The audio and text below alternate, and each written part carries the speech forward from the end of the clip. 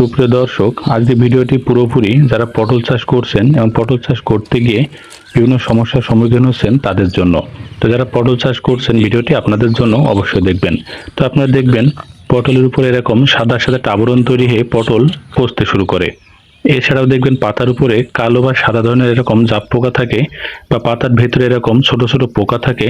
এই পোকাগুলা বিভিন্ন ফুলের গোড়া থেকে রস চুষে খায়। ফলে কি হয়, পটলের যে ফুলগুলো থাকে বা কুড়ি থাকে এরকম হলুদ হয়ে প্রত্যেকটা গুটি নষ্ট হয়ে যায়। তো এই যে বিভিন্ন সমস্যা, জাপ পোকা বা এরকম কুড়ি নষ্ট হওয়া কিভাবে ঠেকাবেন, পুরো ঠেকিয়ে আপনার গাছে বস্তা বস্তা পটল ধরাতে পারবেন, এরকম বড় বড় সাইজের পটল হবে। তো প্রথমে আপনি যখন জমিতে যাবেন খুব সকালের দিকে দেখবেন এরকম ফুল ফুটে আছে। এটা হলো স্ত্রী পটল গাছের ফুল, এটা হলো পুরুষ পটল গাছের ফুল। তো আপনার কি করবেন, হাতের সাহায্যে এই যে পুরুষ ফুল থাকবে এটা তুলে ফেলবেন। অবশ্যই এই কাজটি সকাল 8টার ভিতরে করবেন। তো তারপরে কি করবেন, হাতের সাহায্যে এই যে ফুলে যে সাদা পাপড়ি থাকবে এটা আলাদা করবেন। খেয়াল রাখবেন হাতের কোনো অংশ যেন এই মাঝের যে পুংদণ্ড থাকে এটাতে না লাগে। এই যে হাতে দেখাচ্ছে, একটু দেখেন, এটা কখনো হাতের জন্য ক্ষতিগ্রস্ত করবেন না। তারপরে হাতের সাহায্যে এই যে স্ত্রী ফুল আছে এর মাঝের উপরে এভাবে স্পর্শ করান। এটাকে বলা হয় হাত পরাগায়ন পদ্ধতি। তো এভাবে প্রতিদিন সকাল 8টার ভেতরে এরকম পুরুষ ফুল ছেড়ে স্ত্রী ফুলে হাত পরাগায়ন করতে হবে। এটা শুধু এই সকাল 8টা পার হয়ে গেলে কিন্তু, অর্থাৎ যখন রোদ উঠে যায় ফুলগুলো বুঝে যায়, ফলে এটা পরাগায়ন করা যায় না। সকাল 8টার আগে করবেন। আরেকটা হলো ফুল শোয়ানোর পরে যখন দেখবেন এরকম স্ত্রী ফুলের গোড়ায় ছোট ছোট লতা থাকে, এই লতা কি করবেন, হাত দিয়ে ভেঙে দিবেন। কারণ এই লতা থাকলে এই ফুলগুলো বাড়ে না, অনেকাংশে নষ্ট হয়ে যায়। কারণ যত নিউট্রিয়েন্ট থাকে লতা গ্রহণ করে, লতা বাড়তে থাকে, কিন্তু ফুল আর বাড়ে না। এজন্য হাতের সাহায্যে ভেঙে দিবেন।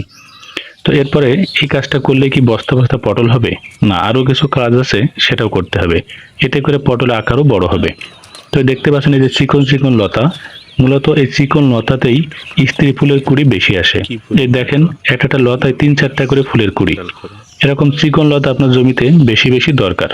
কিন্তু আপনারা আমার হাতের উপর দেখতে পাচ্ছেন মোটা লতা, এই মোটা লতায় কিন্তু কখনোই পটল ধরবে না। তো কি করবেন, হাত দিয়ে মাথা টেপে কেটে দিবেন। প্রত্যেকটা মোটা লতা যেগুলো আপনার জমিতে মোটামুটি লতা থাকবে, প্রত্যেকটি লতা মাথা ভেবে কেটে দিন। আপনি যখন এভাবে কাটবেন, এটাকে বলে কাটিং পদ্ধতি। প্রত্যেকটি লতা আপনি যখন কেটে দিবেন এভাবে, তখন দেখবেন এই প্রত্যেকটি গোড়ায় যে এই যে মাথা দেখতে পাচ্ছেন, এই যে প্রত্যেকটি পাতার গোড়া থেকে ছোট ছোট কুড়ি ছাড়বে। তো এই যে কুড়ির মতো যে লতাগুলো ছাড়ছে এগুলো মূলত চিকন লতা, ওই যে আপনার দেখালাম তখন চিকন লতা। ওই চিকন লতা থেকেই মূলত স্ত্রী ফুলে কুড়ি আসবে। সেজন্য মোটা লতা অবশ্যই কাটতে হবে।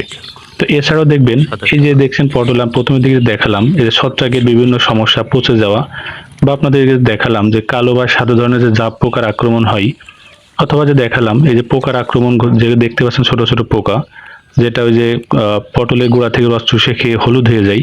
তো এই সমস্যাগুলো ঠিক করবেন কিভাবে, প্রাকৃতিকভাবে দেখেন।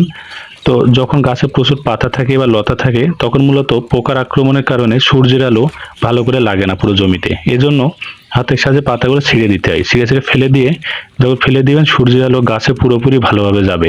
এতে করে আর নষ্ট হবে না, অর্থাৎ একদম সুস্থ সবল বস্তা বস্তা পটল পাবেন এবং পটলের সাইজ হবে বেশ বড়। কাজগুলো অবশ্যই করবেন।